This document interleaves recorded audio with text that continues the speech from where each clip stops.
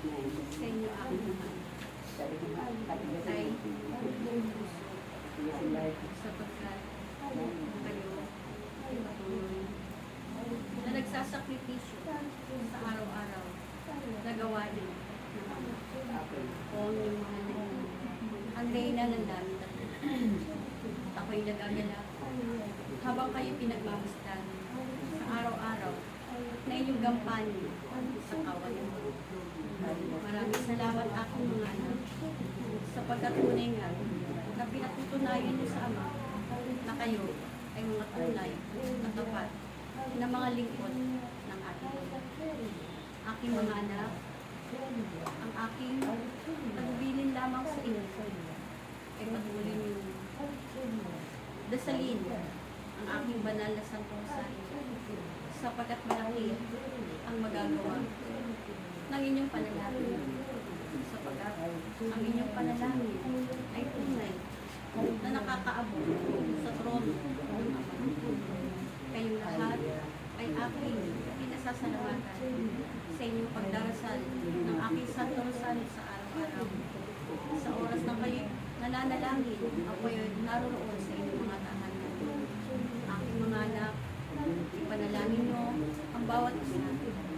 Ipanalangin nyo na kayo patuloy na bigyan ng kalakasan sapagkat tunay na sa araw-araw na inyong gampanin, kayo ay nauubos ang ginangas. Kaya aking mga anak ay magpanalangin. Ipanalangin nyo ang inyong mga kapatid na nagkakaroon ng mga maliit na karamdaman. Ngunit, ang tagubilin ko ay patuloy kayo magkaisa, magtulungan, magkaisa kayo ang aking mga anak. Patuloy kayo magpanalangin sa bawat isa. Ang inyong seminar ay malapit na. Nais ko ang mga anak ay patuloy na magdala ng mga tupan na ihahandog nyo sa paanan ng ating Ama sapagkat tunay na ito ang ikinalulugod ng ating Ama. Naway sikapin ninyo na sa mga tahanan na inyong inaakyatan ng aking imahe ay manghihikayat kayo ng mga kaluluwa na ilalapit nyo sa paanan ng Ama. Huwag kayong mag-alala, aking mga anak, sapagkat kayo ay aking gagabayan at hindi po ito sila upang sila ay makalabot sa inyong pananalig.